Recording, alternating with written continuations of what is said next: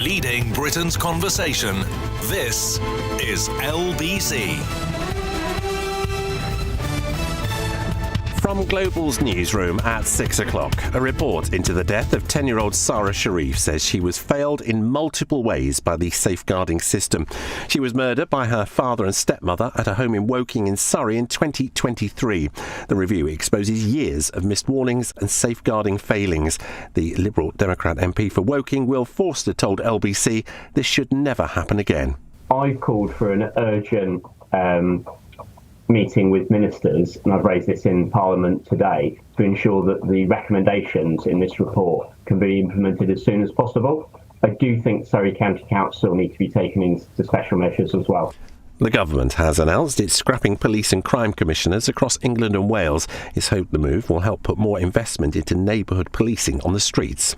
The Conservatives have called for an investigation into one of Keir Starmer's officials over his ownership of shares in a lobbying firm.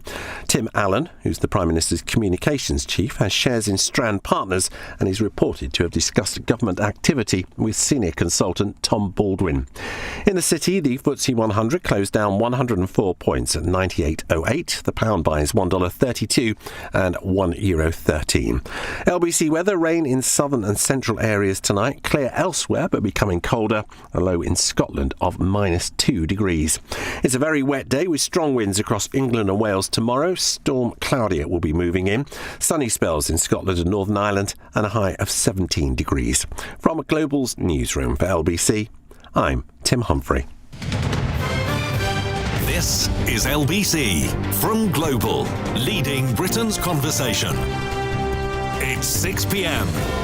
Now, Tonight with Andrew Marr. Good evening. I want to start today again with ferment in Downing Street. A posse of politicians are gunning for Keir Starmer's top advisor and chief of staff, Morgan McSweeney. Now, many of you listening may feel a tad irritated by that. Who is this mysterious figure from Irish folklore flitting across the background of British politics? So often talked about, rarely filmed, never quoted. Why should I care? And that is a fair question. I've spoken to Morgan McSweeney quite a lot over the years, although his contract means he's not allowed to talk publicly. He's clever, he's funny, and he has never briefed to me against a Labour politician. I don't think he was responsible for the poisonous whispering against Wes Streeting, the Health Secretary, and possible future leader, who remains seriously hacked off. Tonight, the Prime Minister says his team wasn't involved. Move on. Nothing to see here. But other ministers and advisers are entirely unconvinced. They want Morgan to pack his bags, and the real question tonight is whether the Prime Minister is strong enough to keep his old ally on. Once more, with feeling, why should you care? Because, 1, McSweeney is the most eloquent advocate of a Labour politics that emphasises immigration control, strong defence and working-class patriotism. Remove him from the equation and the Starmer government moves left on all of that, which may not change anything in the real world because, 2, remove McSweeney and you're only one tiny hop away from removing Keir Starmer too. I hope I've got your attention. Keir Starmer's leadership is up for debate tonight in a way that was not the case a few days ago, and there is no going back. There's a strong feeling among some in the Cabinet that if there isn't a change, they are all doomed. So, no, this is not just a Westminster game. This is real politics with real-life consequences. And news hot off the press, I've just been talking to Downing Street and I can reveal that Morgan McSweeney's bags remain resolutely unpacked. He has promised the Prime Minister he was not involved. The Prime Minister has taken his word for it. And as far as Keir Starmer is concerned, that is that. Let's talk now to LBC's political correspondent, Aggie Chambre. Aggie, I don't think that Morgan McSweeney is leaving the government at any stage, but this remains a very damaging episode for the Prime Minister. This remains a hugely damaging episode for the Prime Minister. It sounds like he gathered his top team this morning. He was in North Wales, they were in Downing Street, and actually gave them a bit of a ticking off and reiterated briefings against cabinet ministers are completely unacceptable, which he said has always been his position. But as you say, he also said, he said it in front of a TV camera too, that he has been assured the briefing against the cabinet minister, against Wes Streeting, did not come from Downing Street. But as you allude to, obviously there is still a huge amount of anger. There's anger on the Labour backbenches. There's anger in government too. And some people simply don't believe that briefing about Wes Streeting did not come from Number 10. And I'm not sure how they're going to... where it could possibly have come from. It was a little womble sitting on Wimbledon Common and a microphone came close and it came from a womble. Or a passing butterfly. I don't know where it could possibly have come from. No, I don't know either. But I don't know how they are going to square this circle because there is still so much anger around this. Question. Had Morgan McSweeney had to go tonight, what would that have done to Keir Starmer? I think it would have been incredibly damaging. I was speaking to one government official earlier today when it seemed genuinely like that might be on the cards. That was the gossip around Westminster, at least. And this person said, Morgan McSweeney is our North Star. They said he was the one with the plan. He was the one with the political direction. And said lots of us are very, very loyal to him. And they said, I just don't know what would happen without him, which, I mean, isn't great praise for the Prime Minister, but it does show how important at least some people in government believe Morgan McSweeney is. So it's been a kind of shaky day for the government. It could have been a great deal worse. Let's talk now to Joe Stevens, who's Secretary of State for Wales, where Labour faces testing elections in next spring's Senedd contests. Joe, thanks very much indeed for joining the show. You've been with the Prime Minister today. How irritated is he by this story? Well, look, I don't think briefing is ever helpful. I don't think the public are interested in it. And I know the PM hates this stuff. He would never, and I mean never, sanction briefings against colleagues. And today, he's not been worried about that. Today, we have been in North Wales with the Chancellor, with the Energy Secretary, Ed Miliband, with the Science Secretary, Liz Kendall, and with the First Minister to announce one of the biggest public investments in Wales in history. 6,500 jobs for people in North Wales. That's what people are bothered about. They're not bothered about all the gossip and the tittle-tattle. They're not interested in that. All right, what they're interested in is a government delivering for them. Did you discuss at any point amongst yourselves the drive-by shooting that Wes Streeting suffered? I haven't discussed anything like that today. I was concentrating on talking to students at Coleg Menai in Llangefni. These are students who will be coming out of college and be able to get great jobs in North Wales. They won't have to leave their village or their town in order to get a good, well-paid job in the future because we are creating thousands of jobs in North Wales. That's the story today, and it's a great story. I think it's a very unfair broadcasting technique to throw Welsh names at me on a night like this. Can I try one more time?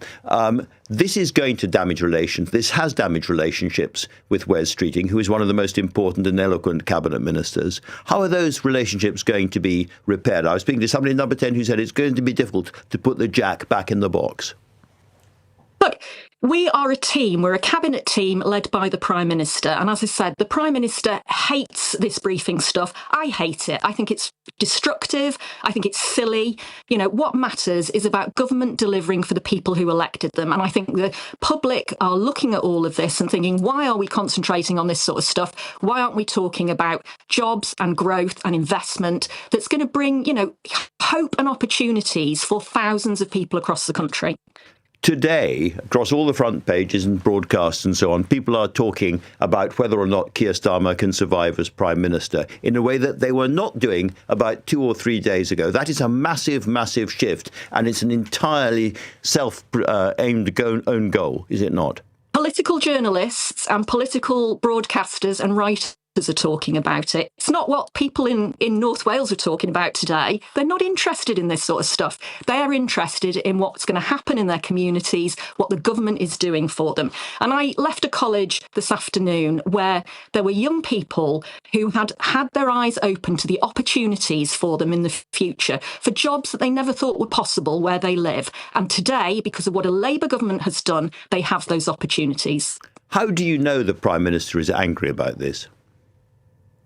Because the Prime Minister's been very clear all the time that I've known him that he hates briefing. He hates briefing against colleagues. And I hate briefing against colleagues. As I said, I think it's destructive and childish. I wish people didn't do it. Whoever's done it, they need to stop. What we're focused on is the job of government and not talking about gossip and tittle-tattle and who thinks what. All right, Joe Stevens could not have been more clear. Thank you very much indeed for that. With me too is Tom Baldwin, Keir Starmer's friend and biographer. I think you are a friend, aren't you? That's not an unreasonable thing to say. If you say so, yeah, that's a nice thing to say. OK. Now, let's talk about how this might have happened, first of all.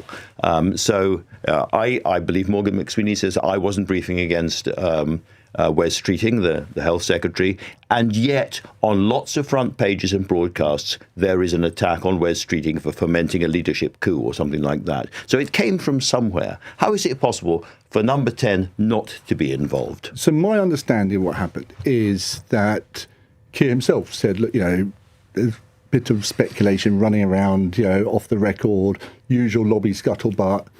It would be good to get out there, maybe like a line in a column, like one of Andrew Marr's columns in the New Statesman, saying, anyone who thinks that, they can get rid of me that way, have another thing coming, it'll be messy. And, just good to get that out. This is in response to the idea that a couple of cabinet ministers walk into Number 10 and say, we love you, Keir, but it's over. He just said, it'd be good to get that in a paragraph on an Andrew Marr column. And the idea was that would be dropped into Andrew Marr, but so that he could then write it in his New Statesman column.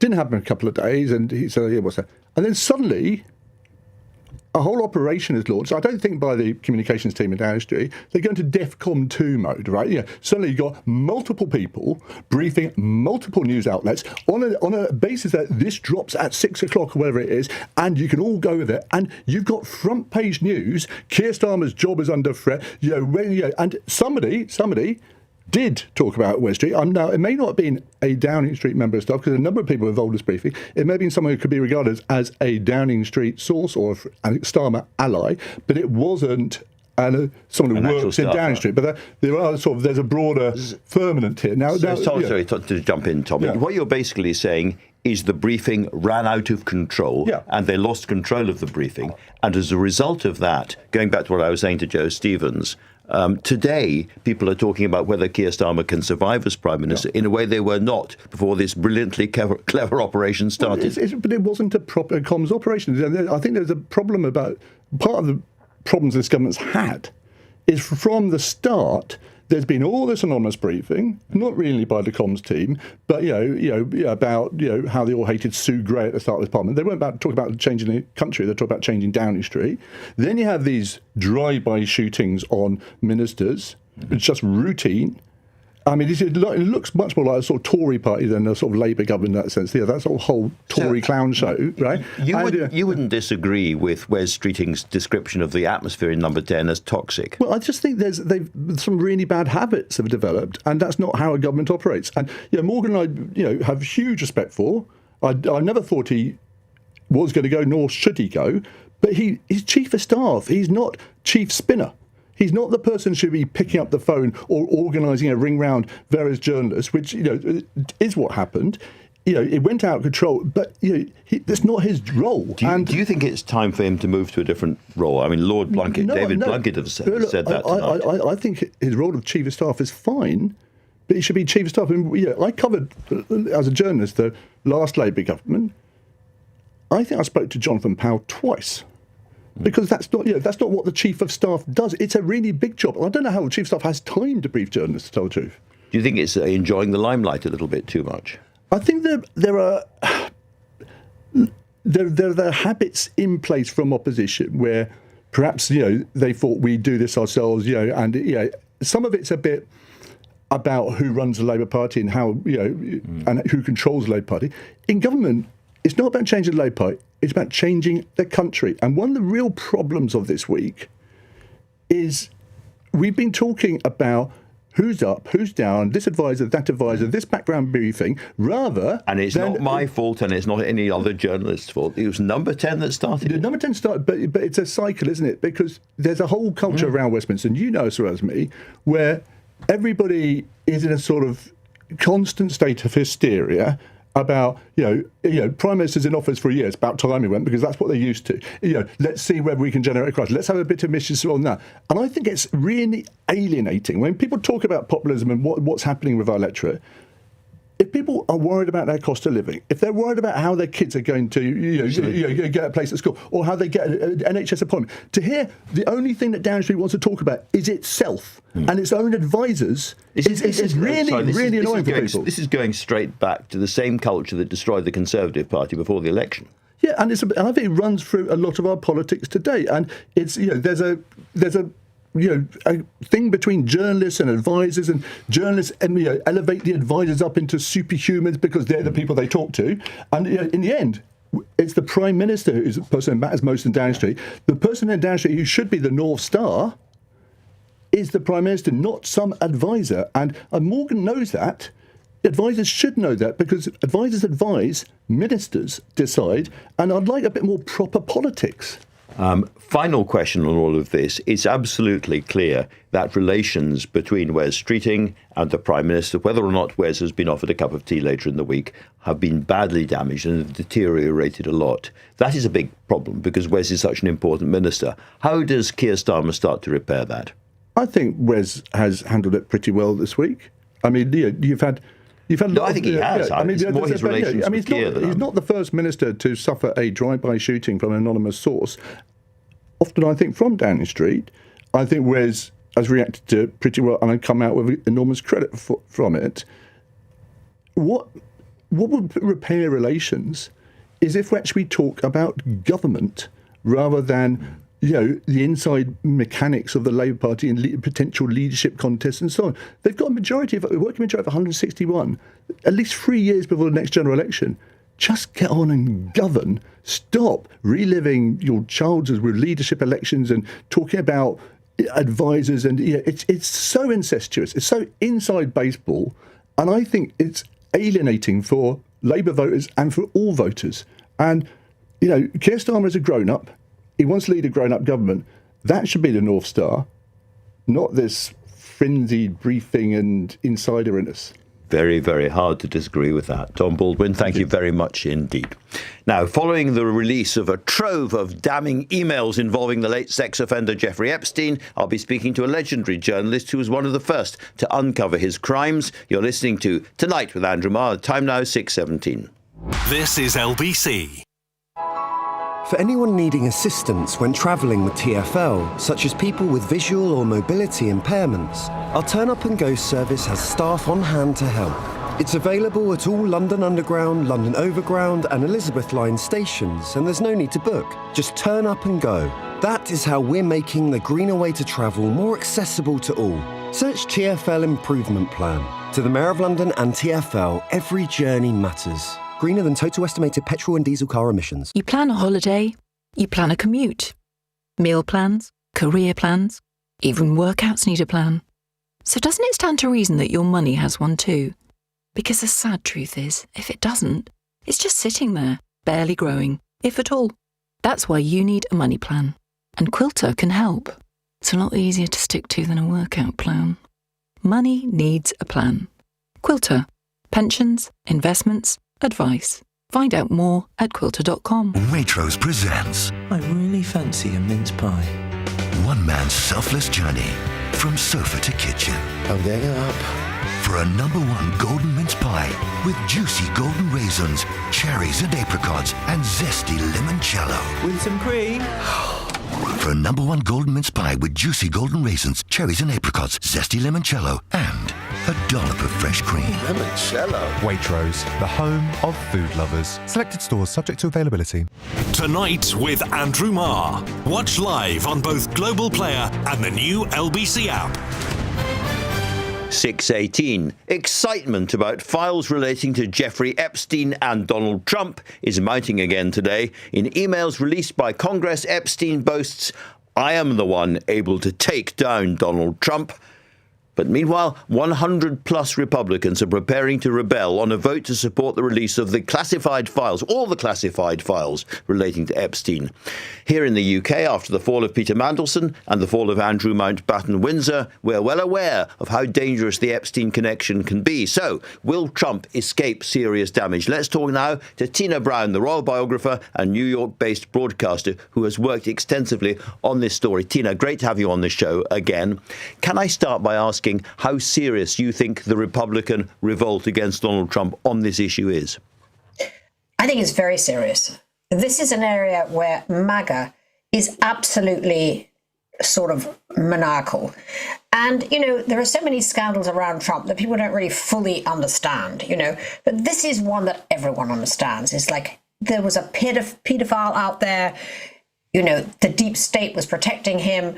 Trump was going to come in and clean that up. And what happens? He seems to now be the chief, concealer of what's going on. And that's very, very dangerous, I think, for Trump. And it means that day by day, the White Office press office has to respond to very short but quite damning-looking email references. In this case, I'm the guy that can take Donald Trump down. Yeah. What does he mean by that? Or yesterday it was he spent hours in my house with this girl. We think it was Virginia Giuffre. What was really going on? Well, exactly. And the thing about it is they've now released, I think it's 26,000, isn't it, pages of emails. The Democrats were actually quite smart about all of this. I mean, they'd had a terrible reverse, frankly. They'd shut down the government, and then lost, essentially, because, they wanted to have this, the shutdown was about getting health benefits, renewed, etc. They lost. They had to give up. They caved. So this was going to be the week of Trump's sort of victory lap. After a really bad week precedingly, when you had all those Democratic races, which were off-season races, which were all won by Democrats. So, he was already in a kind of trough. And then this happens to completely distract from his so-called win with the shutdown. So that was kind of, for the first time, a bit smart of the Democrats to release those first three emails. But it's really now. So then the Republican-led, committee then released all of these thousands of emails, which they did as a kind of flood the zone technique. But I mean, they're just too interesting and juicy. I mean, you've got every journalist in the world now, like, picking through this kind of dust heap. It's like a trail of slime. And there's something fascinating about, the awful, hinting, sleazy voice of Epstein and the way he's able to kind of bring everybody into his world. He's clearly fascinated by Donald Trump all the way through and really interested about whether he's going to be at Mar-a-Lago or whatever.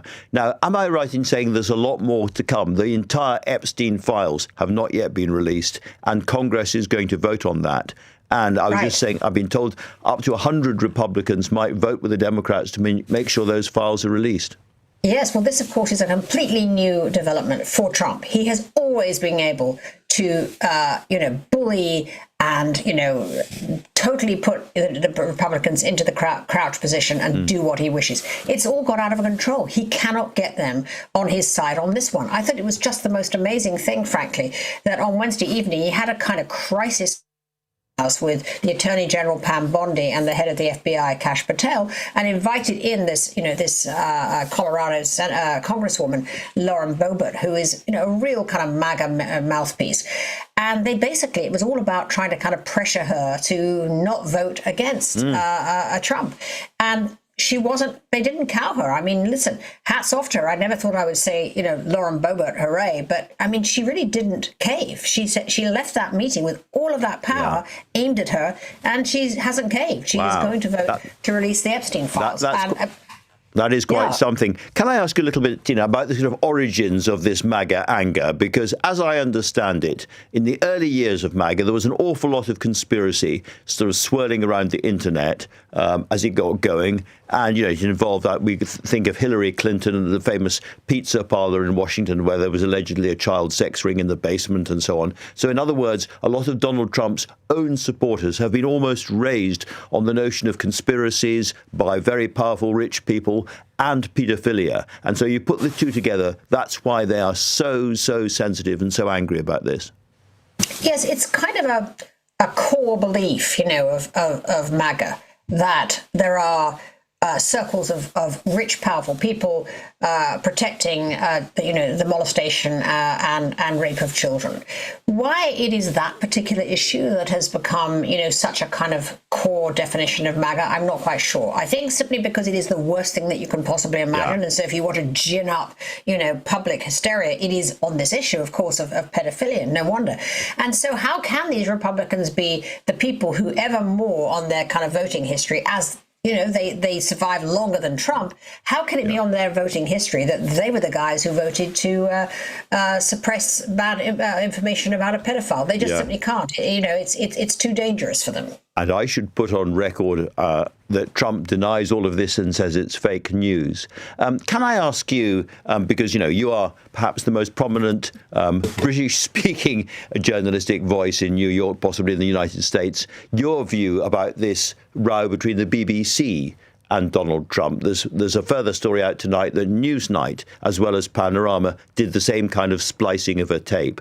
How much damage has it done to the reputation of the BBC in the US and indeed British journalism in the US? Well, look, I mean, actually, it hasn't really penetrated here. Except for Trump, going on Fox News and sort of, telling everybody that the BBC is now a left-wing propaganda sleaze bucket, as it were, which is, something that, people in the media are interested in, but it hasn't really penetrated beyond that.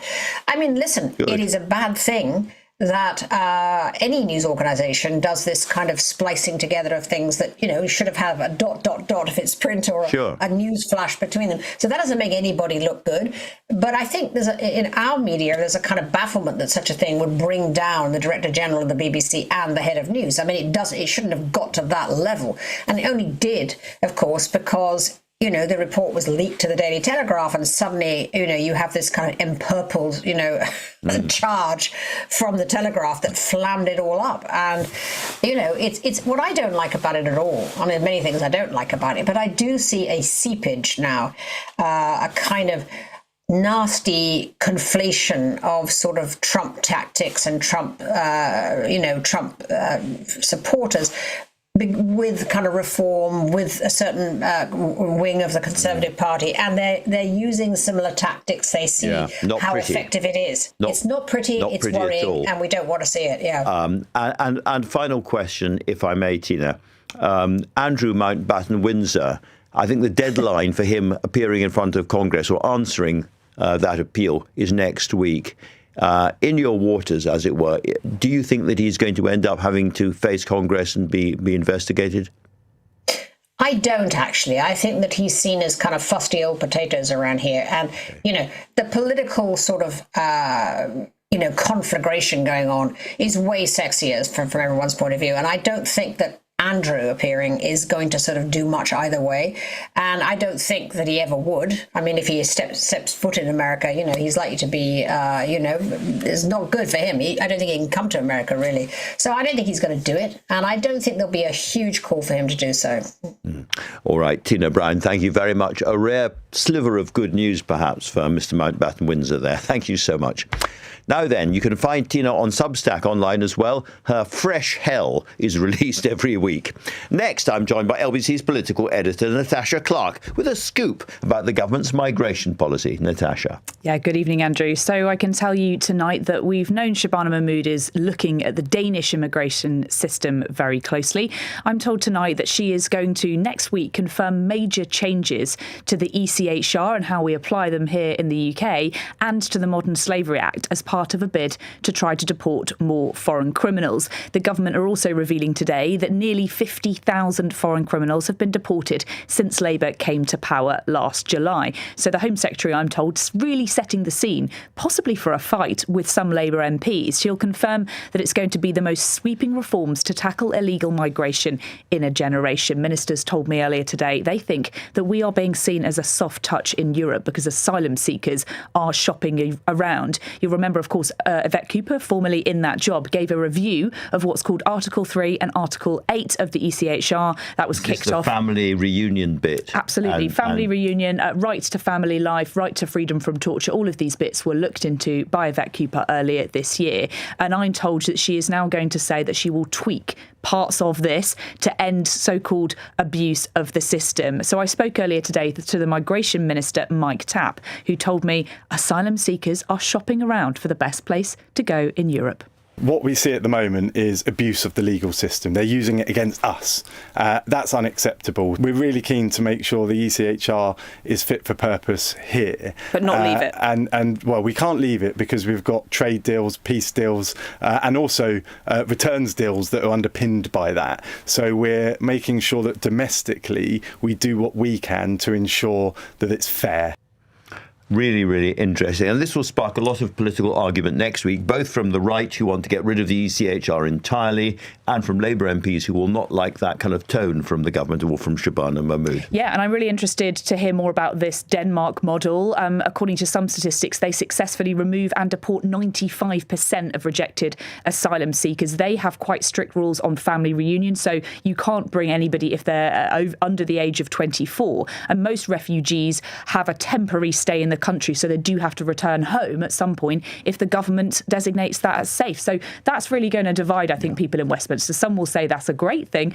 Some will say this is too far. We're just hocking to reform in the far right. And very quickly, Natasha, there's another story around Home Affairs today because the Labour Party is going to get rid of the police and crime commissions relatively recently introduced, I think, under Theresa May. Yeah, that's right. So they came in 2012, I believe. The government confirming today they're going to scrap all of those posts. They're responsible for setting budgets for police forces across the country. They were confirmed in the Commons today. And to be honest, Andrew, most people have been quite supportive of this move. The Tories, really all they could say today is tinkering around the edges and there'll be less accountability.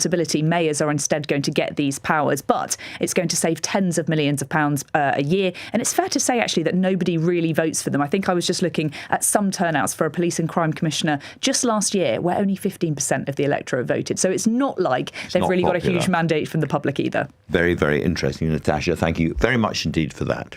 Now then, a British journalist detained by the American immigration agency ICE was released earlier this week. He landed back in the UK this afternoon and he was reunited with his family. He's going to be joining me next for one of his first interviews since he's returned home. By the time now, 6:31, and Tim Humphrey has your news headlines. An independent report has found authorities knew the father of murdered 10-year-old Sarah Sharif was a serial domestic abuser, but overlooked it. It exposes how she was repeatedly failed by the safeguarding system before she was found dead in her bed in Woking in Surrey in 2023.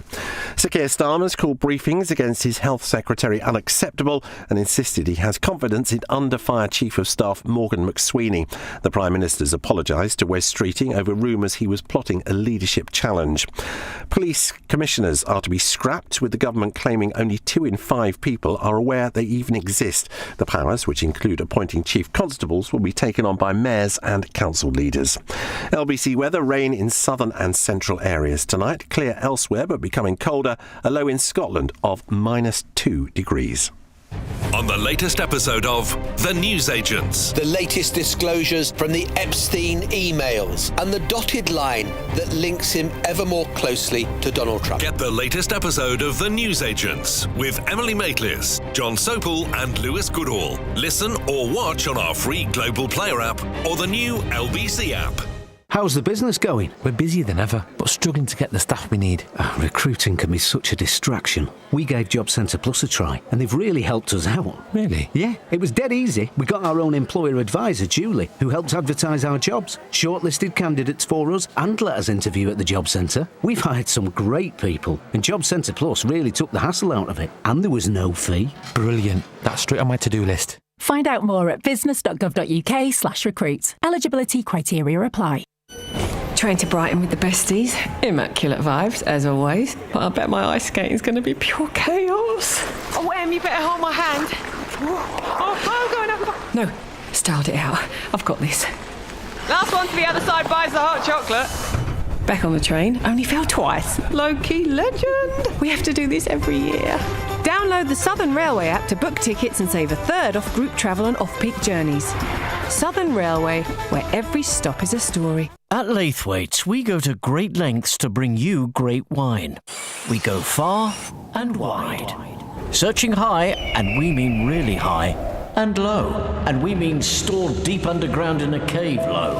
Off the shelf, we don't go there. Off the beaten track, we certainly go there. And the best bit is, we even come to you. Order now at laithwaites.co.uk. Laithwaite's. We stop at nothing to bring you great wine. Tonight with Andrew Marr. Listen on your smart speaker. Just say, play LBC. 6:34. Last month, you may remember, we talked to the wife of the British journalist and commentator Sami Hamdi, an outspoken critic of Israel, who was arrested in the United States by the US Immigration Control Enforcement Service, or ICE. He'd been lecturing, but apparently the State Department considered him a supporter of terrorism who threatened American national security. Well, Sami joins me now, just back in the UK after experiences he did not expect. Sami, before we come on to why they lifted you, just tell me about exactly what happened to you originally. Thank you for having me, Andrew. So I was going to America, lecturing and talking about what was happening in Palestine and in the Middle East quite generally, a number of issues, Syria, Saudi Arabia and the like. And 2 weeks prior to my arrest, there was a group of far-right individuals, Dinesh D'Souza, Ted Cruz as well joined in, and then a lady called Laura Loomer, who openly came out and said, there is somebody from the UK who is lecturing in the US talking against the Israelis. We need to get his visa revoked.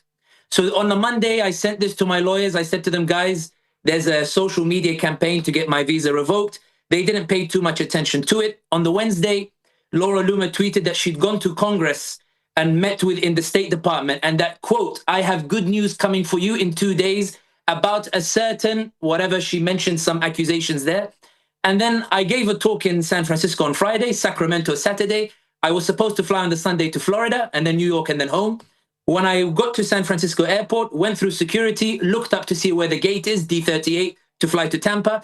Somebody walks up to me and says to me, excuse me, are you Sami Hamdi? I said, yes. He said, Homeland Security, your visa was revoked 2 days ago, so now you're here illegally. I said, no one told me my visa was under review. I have a 10-year business visa. It's until 2028. It doesn't expire. They said, well, here is the memo from the State Department. It didn't list any accusation. It didn't say why the visa was revoked. I told them, okay, I'll just book the ticket and go home to London. They said, that's not how this works. Then they told me to get into a black car, like the stuff you see in the movies. I told them I need to inform somebody. They said no. Then I told them I'm not getting in the car unless I inform somebody. I called the Civil Liberties Organization. Then when I said, let me call my family, a lady behind me grabs me, pushes me against the car, cuffs my hands from behind, throws me in the car. And for the next 6 hours, I'm just being taken to a random location without any access to a lawyer behind the van. You know, they swapped me in a vehicle. And then afterwards, you know, a process of 2 weeks would take place. 2 federal judges would come out and say, we are seriously concerned about infringement of freedom of speech. Then they tried to argue, the other side, that the federal court had no jurisdiction to discuss an alien's right to freedom of speech, as they put it. The federal judge responded within the hour, saying we do have jurisdiction and we are concerned about freedom of speech. The following day, my lawyers were contacted, something very rare in immigration. They were contacted and the government essentially said, is there any way we can just clear this up, that we can just make this easy? We're willing to pull some strings and let him go home. And I agreed to the deal and I went back. And how were you treated during that period? Where were you, in a prison cell or what? So they took us to this detention facilities, more than 90 people in this sort of small hall. ICE were quite aggressive, to be honest. I was sick within 1 day due to the food, and then had stomach problems for the next 6-7 days. I remember on the second day, I was in real agony, my whole left side, to the point where I genuinely thought I had burst the kidney or that burst the spleen. When I told them that I need to see a medical doctor, they shrugged their shoulders and said, we've informed medical, they'll come when they come. 1 hour passed, 2 hours passed, and I'm in agony, Andrew. I can barely walk. In the end, this guard says to me quietly, she says to me, if you want them to come, drop now on the floor. Otherwise, they're probably not coming. So then I called my wife. I said, go and tell them I need a doctor badly, like call the media, because they're not. And the doctors came running after the media caused an uproar, and then afterwards, and that. But it was. So that was. It's a dehumanizing condition for anybody. Certainly is. Now you were lecturing about the Middle East and about Gaza. You know, there is, as it were, a line between criticizing the state of Israel and being or appearing to be supportive of Hamas themselves. Are you absolutely sure you did not cross that line? I am absolutely certain I didn't cross that line, because even the video that was stitched together by this far-right Israeli organization called Memory, the lawyers found it inadmissible in court. The lawyers who were, the DHS, which was trying to accuse me of it, didn't bother bringing it to court. And even on the charge sheet, Andrew, in public, they were making all these sorts of accusations. They didn't once make it in the court. They didn't put it on the charge sheet. They didn't mention it to the judge. It wasn't in any of the legal papers, because they knew it was inadmissible as evidence. And they knew that in the same lecture where those clips are stitched. I denounce the violence in that whole lecture. Well, and that's why there's a big irony here that two people have been the victims of clips being stitched together. You're one, and a certain Donald J. Trump, I think, is the other. And the BBC boss ended up being resigning as a result of it. So maybe the same will happen in ICE. Anyway, you are separated from your family. You've been reunited with them since. Just tell us a little bit about how that was when you finally arrived back in the UK. Now, it's a wonderful moment. You know, I'm born and raised in London. London is my home. Wembley is my turf. You know, it was lovely to come home. But I think more than that, the overwhelming support from ordinary Americans, from ordinary Brits who came out in force, and you could hear it even within those detention facilities themselves. And I think there was an appreciation, and I want to make this particular point, that I think people understood this wasn't an attack on me specifically. It was an attack on the freedoms of ordinary Americans and ordinary Brits. This wasn't about Sami Hamdi. This was about restricting the freedoms of ordinary citizens to talk about a genocide or any issue for that matter. And I think people understood this. And I think this is why, at the end of the day, with my returning to London, with the Americans saying you can come back anytime, just apply for a visa, with the way that I wasn't deported, no charge and the like, I think it's clear that in this particular round, the extreme pro-Israeli lobby that is seeking to shut down discussion of the genocide, they emphatically lost. Because the federal courts and the sane heads at the State Department, and I just want to highlight this particular point, Andrew, just very quickly, the sentiment that was given to the lawyers was that Laura Loomer had asked a friend in the State Department to revoke my visa, and other members of the State Department said, "Who on earth listened to Laura Loomer? Yeah. What on earth are you doing?" So calmer heads prevailed. It does sound like a modestly sized victory, but for now, thank you very, very much indeed, Mr. Hamdi. Great to talk to you. Now, yesterday, some of you may remember a discussion about a unique summit on hostage-taking by hostile states, which took place in London. Well, one of the most remarkable guests there was Ambassador Roger Carstens, a former U.S. Army Special Forces officer. He was the presidential envoy for hostage affairs under both President Trump and President Biden, and he negotiated some absolutely extraordinary deals. He's very highly regarded in this country too, and he joined me to talk a little bit about his remarkable career. Where does he start when he is leading these delicate diplomatic negotiations? We start with a blank slate. Both of my predecessors, Jim O'Brien, who had my job under President Obama, Robert O'Brien under President Trump before I took the position, both said that you're going to want to try to make a cookie-cutter approach. You're going to want to mechanize the way to negotiate, and they both said you can't. You have to start from scratch with every case. Unlike a kidnapping for ransom or something that you might see on TV where the FBI is trying to negotiate with a bank robber who's holding people hostage, because when it's a nation state or a terrorist group, you have to start from scratch, fresh, and take a look at it. And so you have to have your own assets, as it were. You have to have something to swap, because in the end, this is about swapping. You know, it might be. There are one or two cases where we really didn't have to give much. Other cases where we went in thinking that we might have to make some sort of policy change and to get what we want. And other cases where we thought we knew what the other side want, but were stunned when they came back with what they really, really wanted. But I think you have to be open to whatever it's going to take. And whether that's a personnel swap or to consider something about a policy change. On the flip side, you also have to be strong at times, knowing that there are things you can't give because it violates the very things that your nation cares about. So if, for instance, I'm thinking about the huge prisoner swap, the biggest since the Cold War that took place in 2024 with the Russians, you're looking around saying, well, who do we have to offer? How do you identify the spies and the other people that you think the Russians might want? Well, you can imagine just 2 or 3 people in a room literally whiteboarding and then realizing after a certain time that the Russians didn't want anyone that you had in your prisons, because you did all the mathematics to find out where all those people were. And then starting to wonder if you expanded the problem. My friend Jamie Rubin, who worked with me in the Biden administration, stole that from President Eisenhower. He said, if you can't solve a small problem, think about enlarging the problem. And so we started to look at spies that other countries held that the Russians might want. And pretty soon we assembled a list that we felt if we took to the Russians, it might be able to budge them and get them to make the swap we hope that could take place. This is absolutely fascinating. So you take to the Russians. Which Russians, and how do you work out who you're going to really be negotiating with? Well, I have to give credit to my friend Krista Grosseff from Bell & Cat. We had a discussion in a restaurant in Georgetown where he said, look, I hope you're thinking about a broader swap. And I said, we're considering it. And then we sat there and on a cocktail napkin started mapping out possible names. And Christo had some names that I had not yet considered. We put them into the mix, and overall we're able to build up a matrix of who from what country might be of interest. But who on the Russian side do you pick the phone up to? Oh, so interestingly enough, there was a time when my office talked directly to the Russians. And then after President Biden met with President Putin in Geneva, the first year of his presidency, they decided to take this into the intelligence channels. So while we might have been in the very back, almost like churning through the possibilities, at the end of the day, the intelligence agencies from both countries would sit down at the table and slide the paper across to say, here's what we're thinking. What do you think in response? So this is, as it were, a traditional kind of negotiation, thinking your way through this, but there's a very strong human element must be aware of the whole time. I'm thinking particularly in terms of this prisoner swap of Vladimir Kara-Murza, who has sat in that very chair twice, actually, at least once before he went back to Moscow and was grabbed by the Russians, as I warned him was going to happen. And he was arrested and falsely accused and imprisoned, as he kind of expected might happen. And then much later, when he had come back, and he told me very movingly about seeing his children again for the first time in a long time, those human stories must be in your head, as it were, or in your breast, as you're carrying out the slightly clinical business of negotiation. I would argue that the negotiation's not clinical. I think that you do all the mathematics up front.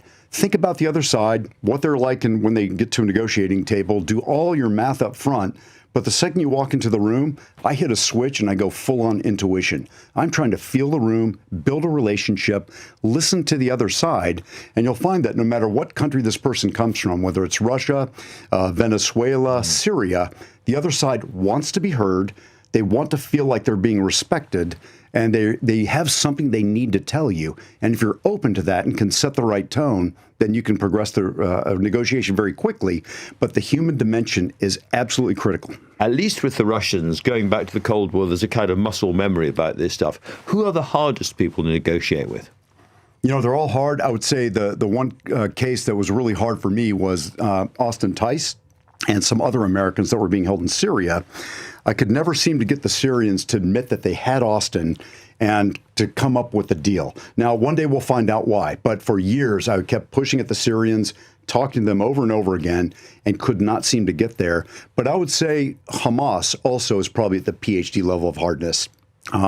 Just because they're just so entrenched when it comes time to sitting at the table. How involved, if at all, were you in the earlier negotiations or attempts by the Israelis to get some of their hostages back? So early on, the President of the United States put himself right in the face of this, as did Jake Sullivan, the National Security Advisor, and Brett McGurk.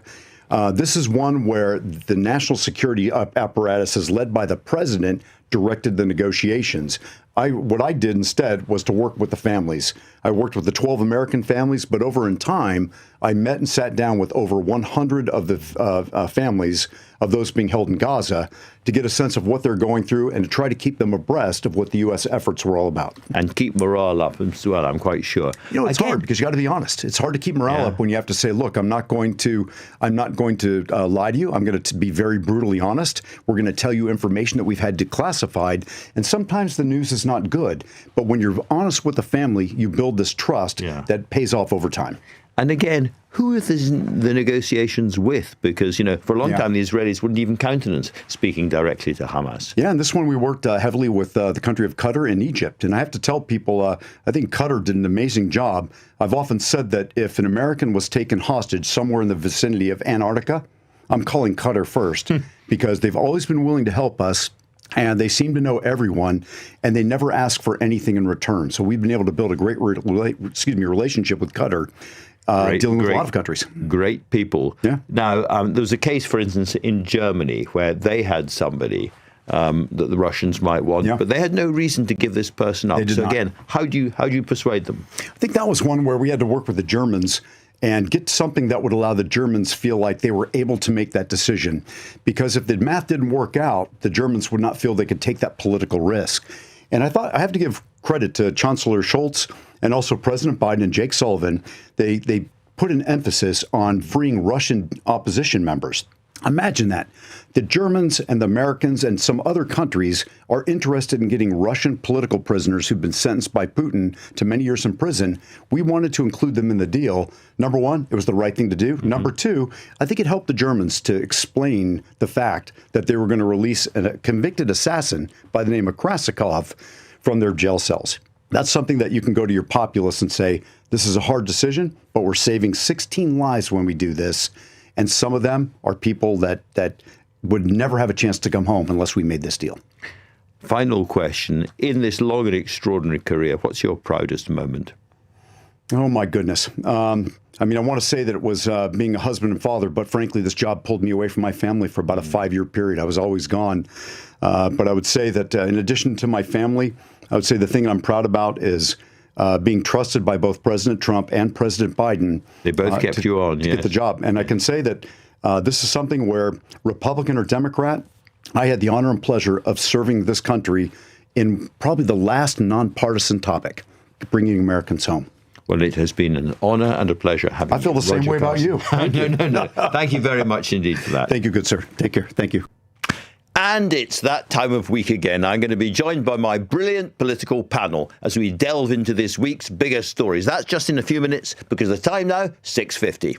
Coming up at 7 on LBC, Ian Dale. At 9, have things we find offensive changed over the years? At 8, Peter Oborne and Jonathan Dimbleby join me to talk about Palestine. But first, why are Labour wanting to punish people who use electric vehicles? Ian Dale at 7. Listen on our free Global Player app or our new LBC app. It's easy to forget just how crazy things have been over the past couple of years. Every day we wake up to something new.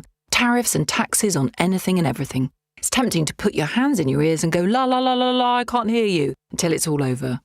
But you know what's the best response to crazy times? A plan for your money. And Quilter can help. Because let's face it, there's probably going to be some crazy times ahead too. Money needs a plan. Quilter. Pensions, investments, advice. Find out more at quilter.com. At TfL, we're making tube journeys faster in the future, with signalling improvements underway on the Circle, District, Hammersmith and City and Metropolitan lines. And there's also the Elizabeth line, already giving you fast journeys across central London.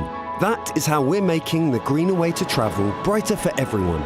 Search TfL Improvement Plan. To the Mayor of London and TfL, every journey matters. Elizabeth line is fast compared to other TfL modes. Greener than total estimated petrol and diesel car emissions. At Laithwaite's, we go to great lengths to bring you great wine. We go far and wide. Searching high, and we mean really high, and low, and we mean stored deep underground in a cave low. Off the shelf? We don't go there. Off the beaten track, we certainly go there. And the best bit is, we even come to you. Order now at laithwaites.co.uk. Laithwaites. We stop at nothing to bring you great wine. Leading Britain's conversation, LBC, tonight with Andrew Marr. 6:52. The Prime Minister seems to be in a more precarious position tonight than he was at the start of the week. So where did it all go wrong? I've got two panellists here to help me unpick what has been a murky situation here in Westminster. Dominic Penna, the political correspondent for the Telegraph, and Lizzy Buchan, the political editor at the Daily Mirror. Welcome to you both. Lizzy, let me just start with you. Where do you think Keir Starmer stands tonight after he's decided that his entire team are guiltless of anything briefing against Wes Streeting, and it's all over, we move on, nothing to see here? What do you think? I think they want to move on desperately, but this week has been, you can't deny that this week has been damaging. I mean, it's the most extraordinary thing that an attempt to shore up his position has actually done more damage than, it's on the opposite of what it was intended. I think that saying, the government saying, the PM saying, no one in my team has briefed this and I'm satisfied with that, I don't know if that really has satisfied MPs. Do you think Wes Streeting will be satisfied by that? I'm not sure, to be honest. He seems pretty miffed by it all, and I don't know whether he would be satisfied that they've really looked into it. No. Dominic? It has just been an extraordinary week, and there are a few contenders now for Sir Keir Starmer's worst week in office. But like you've both said, this is probably the most damaging to date, because this attempt to say Starmer is up for fighting the next election, that he will see off any challengers, has just absolutely driven so many of the Labour MPs I've been speaking to despair. They're confused. They're wondering, why has number 10 picked this particular fight now? And Wes Streeting has actually come out of it looking quite good in the grand scheme of things. Lizzy, Buchan, you talk, I'm sure, to Labour MPs all the time. What's your impression of the current mood? Totally fed up. I mean, some of the messages I've had, I would not be able to read on air, but the overwhelming consensus just seems to be, what on earth is going on in number 10, and why have they decided to do this 2 weeks out from what is going to be a really difficult budget? And everyone, quite a few people sort of said to me, the Prime Minister is so sure-footed on the international stage. Why does this sort of stuff keep happening at home? Why can't he get a grip domestically? Partly, perhaps, because he's not at home enough, would be part of mine. Dominic, do you think there's any way back from this? I mean, it's been a very, very damaging week, but, the caravan always rolls on. And it certainly does look as though there is no immediate threat to Starmer's leadership, which makes the timing all the more baffling. But there are two moments of maximum danger. The first being that budget in less than 2 weeks. Downing Street is rolling the pitch for an explicit breach of the manifesto, a betrayal of the trust of voters. And then, of course, the local elections and the elections in London, Scotland and Wales in May, which at the moment look like they're going to be a disaster. After this week, it looks like they'll probably be even more of a disaster for Labour. I'm afraid you may well be right about that. So let's talk about the economics, because all the way through the week we've had a kind of drumbeat of bad economic news of one kind or another. Dominic was referring to the strong hints that we had last week that the Chancellor is going to break the manifesto promise and raise income tax perhaps by 2p. How damaging is that going to be for Labour, do you think?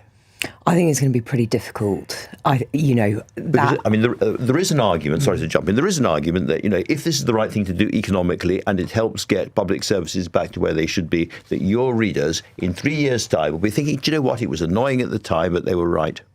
I think for our readers, there would be, if there is a sign that the burden of taxation is being shared fairly, and if those with the broadest shoulders are being asked to pay more and money is going into public services which everyone can use and people on lowest incomes are being protected to an extent, I think there is a way that you can land that. And it requires quite clever storytelling. It does. And I'm hoping that they're able to do that, but I'm not sure at the moment whether they'll be able to get that passed, because, my readers will think that, but there will be a lot of criticism from other parts of the political spectrum, from other newspapers about, going after the rich, raising taxes. And there is a question of trust. I believe that one of the challenges they've had is sort of dancing around or being vague around promises that they've made, and the public look at it and say, well, you may not have explicitly broken the manifesto, but actually you kind of are. And so I think in a way it's probably better to just rip the plaster off and say, OK, this is why we're doing it. Have to do it that way. Dominic, let me ask you in a sense about the same question. I think back to the Liberal Democrats breaking their manifesto promise on student loans and student fees, and they never really recovered. Nick Clegg never recovered from that. Do you think it's the same now?